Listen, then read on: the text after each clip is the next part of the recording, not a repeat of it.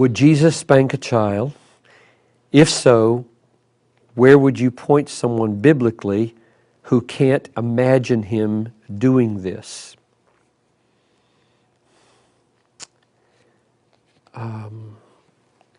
If Jesus were married and had children, I think he would have spanked the children. And I think the place that I would go to help a person see that he would, when they can't imagine that he would, is number one, to Matthew 5, where he said, not a jot nor a tittle will pass away from the law until all is accomplished. In other words, all the law and the prophets stand until they're done, and the law says, spare the rod, spoil the child. That's a paraphrase. The book of Proverbs says, if you withhold the rod, you hate your son. Jesus believed the Bible, and he would have done it. Now, that does not address the heart of the issue. The heart of the issue is, why does this person feel this way? What worldview inclines a person to think that you shouldn't spank a child? Where does that come from? Well, it comes straight out of this culture, I think. It's just, there's a sign that used to be on the side of the 35W bridge on the right as you go north, and the sign simply said this: never, never, never, never, never hurt a child. See that sign? That's all it said.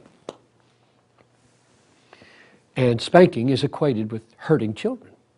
It's against the law in Sweden to spank a child. It's against the law, I think, in some states in America, I'm not sure, that to spank a child. Well, I will go to jail over that issue.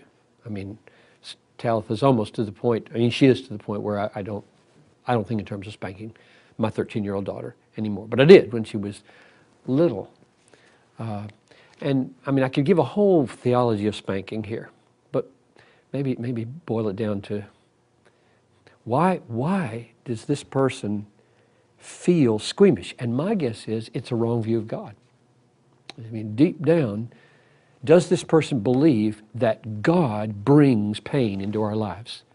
Because Hebrews 12 makes the direct connection between God disciplines every son whom he loves and spanks everyone that he delights in. My paraphrase. And the point there is suffering. God brings sufferings into our life, and the writer of the Hebrews makes the connection between the parenting of God of his children through suffering. Well, this is a wrong view of God. God uses suffering to discipline his children. So do we. Now, you don't damage a child. You don't like that and a big black eye or break his arm. Children have little fat bottoms so that they can be whopped.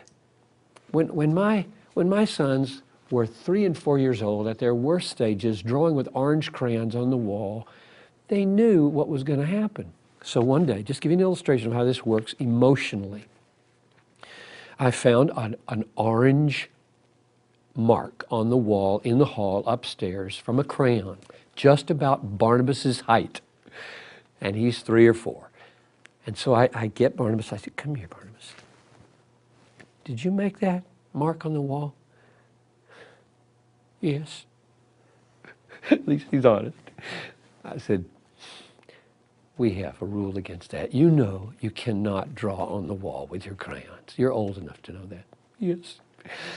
So what should happen? Spanking. I said, that's right. So I take him in the room. Whop! I'm loving this kid to death. Swap. And he cries easy, so he cries. And when he's done crying, big hug, and I say, don't do that again, okay? Daddy loves you. We don't mark on the wall, okay? 3 minutes later, bouncing off the walls with happy, happy, happy. Now, if I had said to him, You go into your room and you sit there and you stay there until you feel appropriately guilty, and then we'll see if you come out and do the right thing. What a wicked way to punish a child. I mean, spanking is so clean, it's so quick, it's so relieving. A kid feels like he's done atonement and he's out of there and happy. These modern, I sound like a real old-fashioned guy now. These modern, time out, go sit in the corner, I say, baloney, give me a spanking, I want to go play. I just think spanking is really healthy for children. And it is a measured deliverance of a non-damaging act of mild pain that makes the child feel the seriousness of what he's done. It is not beating, it's not abuse. There is a clear difference. The very word spank exists because there's such a thing as a loving way to whop a child on his behind or his chunky thigh.